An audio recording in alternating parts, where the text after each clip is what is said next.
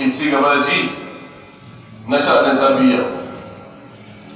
Wallahi fage ne mai faɗi, kamar yadda muka riga muka ji, fage ne da yake buƙatar kulawa, matuƙar kulawa da gaske, domin gina zuciya ce ta ɗan adam, wadda kun sani ita ce take control, take saitin gangan jiki.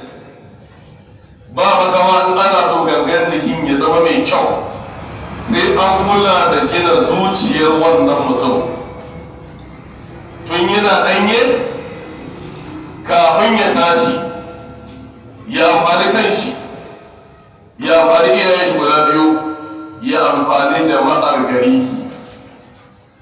In aka samu wannan daga iyaye suka tsaya da kyau, suka kulawa mai kyau, to insha Allah arziki ya same su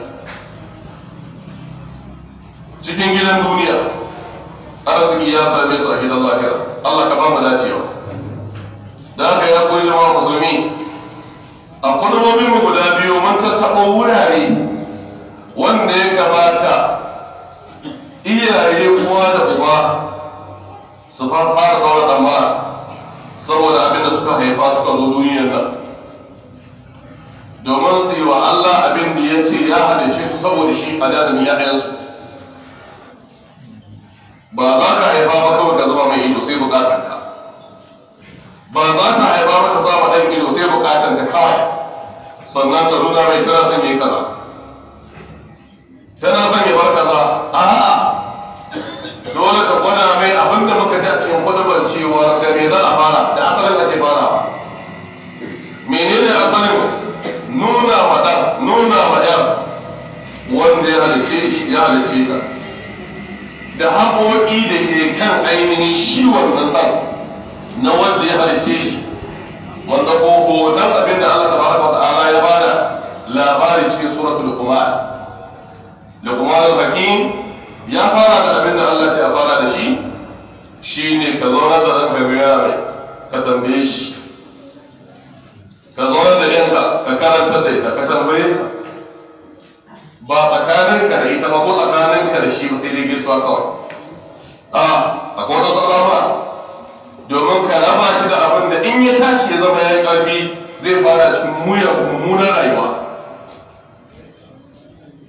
Kamar yadda muke gani yanzu a cikin rayuwar 'ya'yan namu, waɗansu iyayen ba su yi wannan abin da kuma ta faɗi ba a makonni biyu, don dasa wa 'ya'yansu tarbiyya ingantacciya, su zamanto mutane na kirki, su amfani kansu tashin farko har sannan su amfani wani.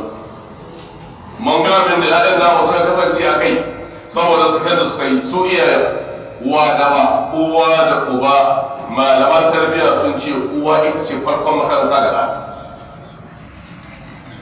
Uba jagora ne na su biyu wajen badawa, ya ce yana fama da nemo abinci, yana fama da gona, ta yaya zai yi tsaya sai ya yi kaza sai ya yi kaza sai ka tsaya.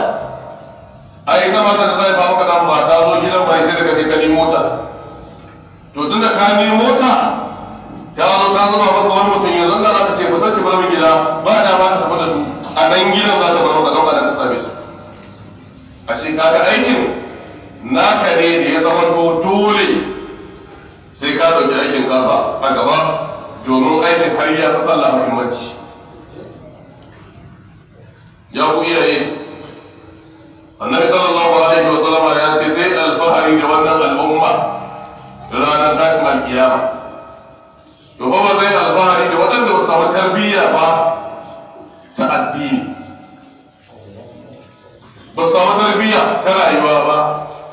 A yau ba sai gobe ba, dan da zai sata riga ranar doka zai je kasuwa domin kasuwa ce, amma ranar juma'a da Allah ya ɗauki al'ummar ya nuna musu girman yinin, Annabi Muhammad sallallahu alaihi wasallam ya bayanin alkhairin da ke cikin yinin. Uwar ba ta dasa mishi tarbiyya sanin haka ba, uban bai nuna mishi tarbiyya haka ba, ballantana ya ga ya ba yinin muhimmanci, ballantana shi kan ma ya ba yinin muhimmanci. Kan haka muke da matasan da yanzu haka da ba abin da ya dame su. Masu ɗan kulawa sanadiyyar abokantaka tare da abokai zai sa ya dakace a daidai ta sahu sai su yanko a masallaci a kujerar didididid. Amma da iyayensu sun nuna musu irin abin da Allah ya faɗi, uwa da uwa, sannan hasali sun ɗauke su sun yasa makaranta sun hana su sukuni, to da an waye gari ila waɗanda matasan yanzu za su suna sukun gaba. Don ba ma zuwa masallaci ba suna target sai su samu sahun gaba. Dalili ba tarbiyyar da uwar ta nuna mai cewa sahun gaba ga abin da Annabi Muhammad ya ce. Sahun gaba ga abin da malamin shi ya ce. Annabi ya ce ga abin da ake wajen sahun gaba. Rashin wannan ya sa aka rasa su. Amma an jima kaɗan za su zo su ne a bakin titi. Wani ma gabar shiga sallah zai ta a duke ne. Ba tsaye ba. Wannan ya sa sallar juma'a ba ta da kima. Wannan ya sa salloli biyar da ba su da kima. Sai ta saboda me sakewa da iyaye suka yi a fajar mai tarbiyya. Bayan kuma sun ji cewa Allah tabaraka wa ta'ala ya ce ya ayyuhal ladina amanu qu anfusakum wa ahlikum nar, ya ku masu imani ku kiyaye kawunanku da iyalanku daga azabar wuta. Sun ji wannan kiyaye wanda ya kama ne za ka ce ga wuta da ka fara la ilmantar da shi za ka yi. Wajibi ne ka kiyaye su ranar janibiyar sallah su kuma sa ido a kan ƴaƴansu game da sallah, domin Annabi Muhammadu sallallahu alaihi wa sallam ya faɗa cikin hadisi murru awladakum bis salati wa hum abna'u sab'in. Ka umarci iyalanku da yin sallah tun suna ɗaya shekara bakwai, umarni da nufin ilmantarwa. A ilmantar da su sannan a sa su tashi su yi. Wani ribuhun alaika ku da ke su a kan ƙin yin sallah, wa kuma bana wa ashirin suna ɗaya shekara goma. Suka ƙin yin sallah yana da shekara goma da ke shi. In ya ƙi zuwa gona ka ja kunne shi ka mai da daɗi. Amma in yi sallah ka da ke shi. وفرقوا بينهم بالمضاجع كلما wajen kwanciyarsu idan sun zo kwanciya sun kai waɗannan shekaru ku rarraba su. Nawa da cikin iyaye da suka tura suka haifi yayaye 5, 4, 7, 9, 12 suke yin wannan. Mun haife su mun basu a tasha. Me suke yi? Shiga gidan fim suke yi. Me suke yi? Siyan waya suke yi manya-manya. Suna giyar har a gina sallah har a zuwa yi sallah suna giyar da iyayensu uwa da uba suna nan kuma suna kallon su. Wannan abin shi zai sa ya zama to yaron ya koyo mugunta daga abin da yake gani a waya. Yana da kudin sa data ya sauke fina-finai na ta'addanci wanda zai gani, yana da kuɗi da zai sai data ya sauke a YouTube, ya sauke dukkan waɗansu fina-finai da tsara. Ta yi kan ka saki wurin kwanciyar shi ma baka sani ba, lokacin sallah a lokacin da zai dawo baka sani ba, kada can kawai a ɗauka. To haka Allah zai tsaye da kai ya tambaye ka saboda hadisin da muka ji na Annabi Muhammad sallallahu alaihi wa sallam. Ya ku iyaye ba fushi ne naku ba, ba tsinuwa ne naku ba, a aiki ne Allah ya ba ku. Kamar yadda ya ce ku sallar nan kuka yi da za ku dinga sallah sau 5, haka sa ido akan ƴaƴan ku zama wajibi. In ba haka ba yana so sai waya. Me kake tsammani yana ganin dan uwan shi, yana ganin sarai shi, yana da irin wannan waya ta 50,000 ta 80,000 bai da kudin da zai siya. Ya ga wani buhun wake can yana da ƙarfin da zai je ɗauka ya je sayar sai wannan waya, kana kuma zai je ba? Hausa da kuma shi zai je ɗauka. In ya ɗauka ya siyar, wayan ya siya. Me yasa ka sake shi? Ka ƙi ka kula da shi, ka san ina yake kwana ina yake tashi. Yana zuwa makaranta ko baya zuwa. wallahi dole mu canja tunani mu daina haihuwar yaya muna sakin su a tashan nan domin Allah zai tambaye mu. Haka nan ya mace ka bar mu uwarta tun daga tasowarta ba abin da ya dame ka dai yi mata hidima, abincinta da sunanta da kwalliyarta da komai nata ka bar shi a hannun uwan ita ne mai yi. Kan haka sai ta yi ta lalace ba ka sani ba. Uwan ba ta da za ta yi kila sai ta yi mata abin da za ta fura ta wani wurin da in dama da baya za ta ce ta je ta ɗauko mummunan abin da zai baƙanta mata labari a tarihinta.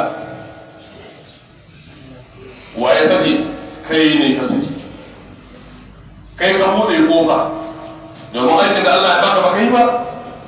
Shi yasa Annabi sallallahu alaihi wa sallama ya ce wa Abdullahi bin Abbas ihfazillah, ka kiyaye dokan Allah a dukkan mataki, ya hafaza ka shi kuma zai kiyaye ka. Baka kiyaye haƙin ƴanka a kanka ba, ka sake ta ta je ta lalace, sannan kuma ka ce Allah ya tsare maka ita, ba zai tsare ba. Da ka ya ku bayan Allah, dole abin da muka sani tilas dai akan mu yi shi, to bai mu yi shi sannan sai mu roƙi Allah. Muna ganin irin abin da matasa suke yi na barna a bayan ƙasa, wanda mu iyaye mu muka haife su, amma da muna ta addu'a ne Allah ya yi ba. Allah na ji, kuma shi ne kadai mai yayi ba. Amma sai mun dawo mun kula da tarbiyyar ƴaƴayen nan namu, kowa ya cewa yana da lokacin da yake zama da ɗan shi, yana lura da yanayin shigan shi da maganganun shi da komai na shi, yana hana shi mara kyau, yana sanya shi yi mai kyau. Su ne ba suke yin aski yadda ka san shekawan gudu ƴaƴan mu, su ne suke sa wannan askawa ƴaƴan mu, su ne suke yin daba wurin jambul, ana sallar magarba suna kunya ga wiwi, wannan ya tsotsaya ba wannan, wannan ya tsotsaya ba wannan, suna ce ana hayya ala sala, ba abin da ya dame su ƴaƴan mu. Ba su da alaƙa da karatun alƙur'ani, kuma kai karatun addini ma bai dame ka ba, ka fi kulawa da karatun zamani. Karatun zamani na, amma wanne ne farko? Wanda Allah ce a fara da shi, wanda Annabi Muhammad sallallahu alaihi wasallam ce a fara da shi, sannan sauran ilimin su biyo baya. Kana ina ne malaman nursery school a jihar Kano yake da nadin ɗin wata yarinya, an yi komai ba, ya je kashe ta. Wannan yana da ilimin addini zai haka? Wallahi ba zai ba, wallahi ba zai ba. Amma an waye gari ya ɗauke ta ya je dan a bashi miliyan 6, ya kai ta gidan shi, har ya kai ta ya ba ta maganin gira ta sha ta mutu. Malami. To kuma ce nan ana akwai illa sosai cikin abin da ya zama to wajibi a gare mu sani. Dole ka ba ɗanka karatu na addini ya san mahalicin shi, shi ne saboda komai. Ba ka bashi haka kawai ba, in ka bashi na zamani ka dinga bashi kana bashi bai san addinin ba. A ƙasar nan mun da ya kasa karatun fatiha ko an yi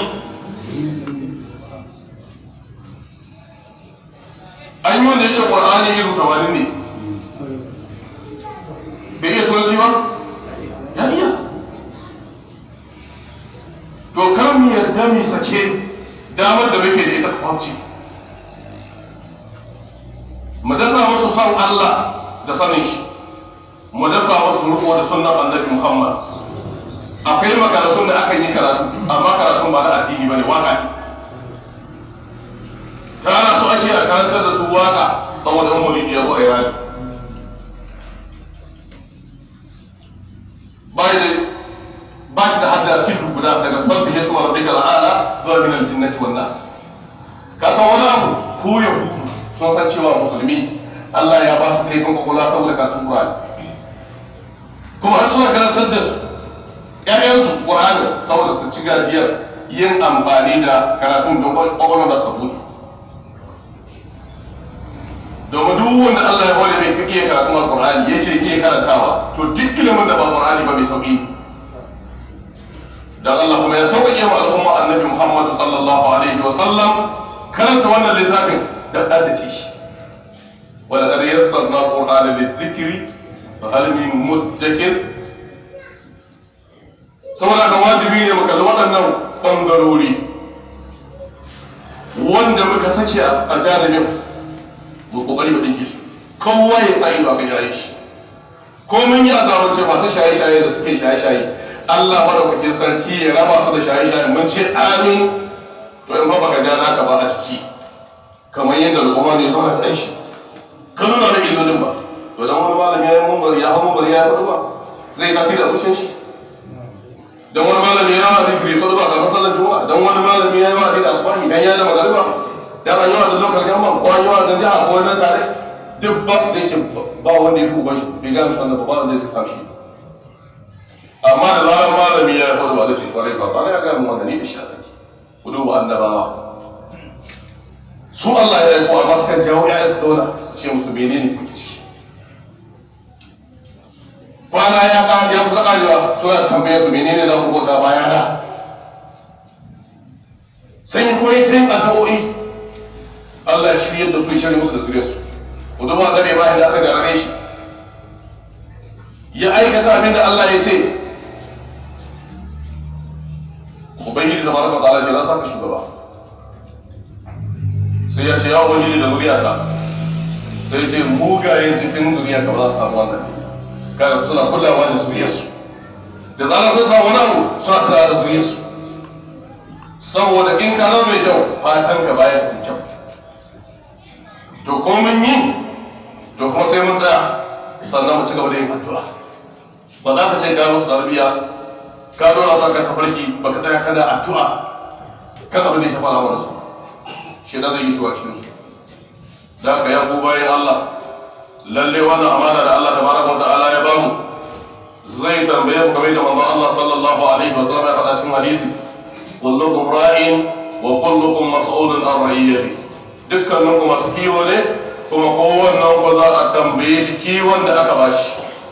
‘ya'yanka da matanka dukkan su ran sashin kiyama Allah zai da kai ya tambaye ka yaya kai kuma ka san nafsan da za ka bashi. wanda ya sake bai maɗan shi tarbiyya zama ɗan kidnapping Allah zai tambaye shi. duk wanda ya sake daga wajen tarbiyyar ɗansa ya zama ɓarawo Allah zai tambaye shi.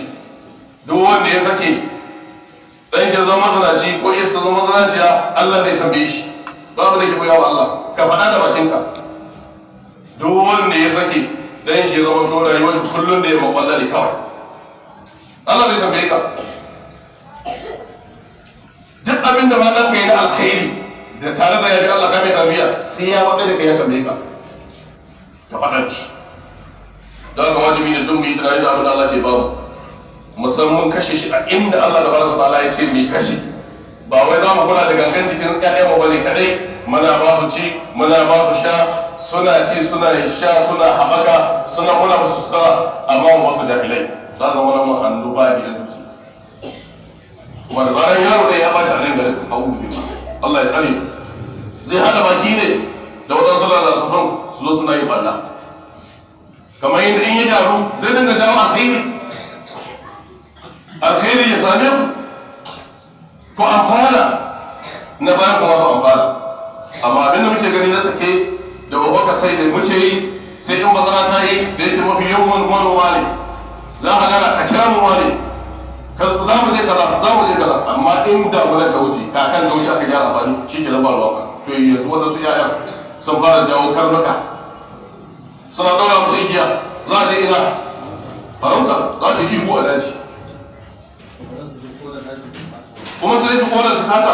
kuma duk wanda ya je wannan tunda ba sana'a ba ne sana'a a musulunci na farauta akwai shi amma irin wanda suke su ɗiba karnuka a kullu guda cur a jeji ba sallan azhar ba sallan la'asar ba sallan magariba ba sallan isha wani ya ɓoye adawa ko gaba da yake da wani abokin shi sai sun je can ya saki ko kara yadda zai samu ya fasa da kai ko ya kai jifa ko duka da sauran zai buge dabba don ya wace shi.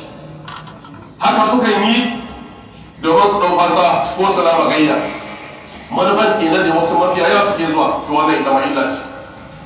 a janibin tarbiyya a zaman na masu zama a karkara kuma manoma mafi yawa da wannan da wadansu bangarorin da ba mu taɓa su ba don fage ne mai faɗin gaske amma abin da ya ci mutuwa ƙwarya a yanzu su ne muke da bukata ko da muke bukatar ka kula ka gyara ka kusanci al'amarin ƴaƴanka da iyalanka don ya zama to ka gama da duniyar lafiya ka je gaban Allah sabin ado arzikin da ya baka ka kula da shi amma in ba haka ba to dan ma tausayin ka Allah zai cire cikin zuciyar shi irin ma tausayin ka Allah zai cire cikin zuciyar shi domin baka kula da shi ba duk wanda ko ya samu ya miƙa musu ya tarbiyyantar da su ya kula da su to lokacin da Allah zai sa rayuwar su kai tsawo ya rauni ya'yan nan su kuma za su damu da ainihin abin da kake ciki saboda halin da kai tarbiyyar jifa kana jefarwa can za ka ɗauka can amma in baka kula da su ba to ba za su kula da kai ba Allah ya ba mu ikon kulawa da abin da ya kula mana tarbiyya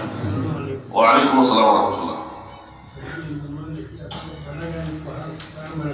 ai ko gemun jiragen ƙasa ɗanka yana da buƙatar abin da za ka ce gashi ya yi mai kyau da mara kyau a shekarun kamala shekara 50 baya da suka wuce a nan ko shekara 30 baya da suka wuce a nan ka san abin da ka sani ɗanka da yake da shekara 20 yanzu bai san wannan abin ba ashe kenan nan ya zama malami ya zo yana wa'azi ka zama bai ido kace ai yayi karatu ba za ka ga musu komai ba misali ai ba ka gama dan dole ko cikin wa'azin sai ka ce ka domin kafin ya zo ya karatun ya zama wa'azin kai ka san abin da ka sani a wannan jami'a ballan da bangaren da ba nan ba tilon ne da ko ya fi wani matsayi ne kai ko shi ne chief security na jihar nan kai ka yi shi misali gwamnati kenan ko to in ya gama doka a jihar in ya dawo gida kuma sai ka ce kare kai kaza ka bar shi na ji kai dokan kaza ka cire wannan doka don zai haifar maka da kaza domin kai ka haife shi kuma ana dole sai ya maka biyayya kaga kenan yana tarbiyya yana jagorantar jiha katotuwa a irin wannan amma kai kuma kai kare ka ba kashin kare kaza kuma ya bar wannan ashe tarbiyya ba karamin al'amari ba dole ne mu sa ido dole ne mu tsaya da gaske sannan mu ta addu'a abin da muka bari musu Allah ya ba su ikon ji Allah ya ba su ikon aiki amma in ba haka ba muka ce za mu ta addu'a Allah ka shirye mana da yaya ka bar su suna ta yawo sai a can suna ta yawo su kai nan su je nan ka ce Allah shi maka ta yaya zai shirye da su wa alaikum salam kamar wanda Allah ya kaddaro sana'ansu ba na zaman gida ne ba na wane zai kula da iyalan nasu makwabtansu ne abin yake kansu ko yana kan suwaye idan baya zaman gida shi mahaifin waɗannan yaya sana'a da Allah ya ɗora mishi ba na zaman gida bane to sai ya sanya su a inda ba za su taɓa samun sukuni ba cikin rayuwarsu da safe mu musulmi muna karatun safe na Qur'ani akwai makaranta a garin ku sashi a makaranta yana gama karatu da safe tura shi makaranta na zamani ba za a tashi ba sai karfe 1 ko karfe 1 ko karfe 2 yana dawowa ya shiga islamiyya ba za a tashi ba sai magariba yana da lokaci kai da ka tafi da rana lokacin ka dawo sai ka samu yi ina ne ne ji ai a makaranta ana ba da sami ko ba wada da ko ta kanka me ko kai a makarantar mu gani sau da yawa iyaye za su aya a makaranta ba sa duba takardunsu me suke yi ko ba ka san komai ba kai ma da bukatar kai haka ka ce ba ta kada magani ba ka rubuta muku in ga kwanan watan yau ko kana zuwa ne kawai ba ka komai wallahi daga gobe zai kula in an yi rubutu zai mai da hankali ya rubuta da yawa iyaye ba sa lura da irin wannan jami'i shi yasa ba ruwansa da cikin takardun ƴaƴansu shi yasa in suka je ƴaƴan ko makarantar suka je sai a dinga zagaye da su in malami ya shigo sai su fita su yi na wani sai ya fita sai su dawo ya zo ya kai yawo kawai bai iya komai ba saboda kai baka bincike da haka ko da baka zama a ina ka bi wannan tsarin in Allah ya yarda ka haɗa ba ka sanar da principal ko headmaster ko malamin islamiyya ya sa ma ido akai ya zo bai zo ba da Allah ka dinga bibiya kana ci to magana ya kare kamar kana nan in Allah ya ga rayuwar abu to an hange ta daga lalacewa amma ka sai ka tura shi kawai ya je baka sani ba bai je ba baka sani ba kaga ana nan dai gidan jiya ya zama tuba yin baki Allah ya ba mu ikon kiyayewa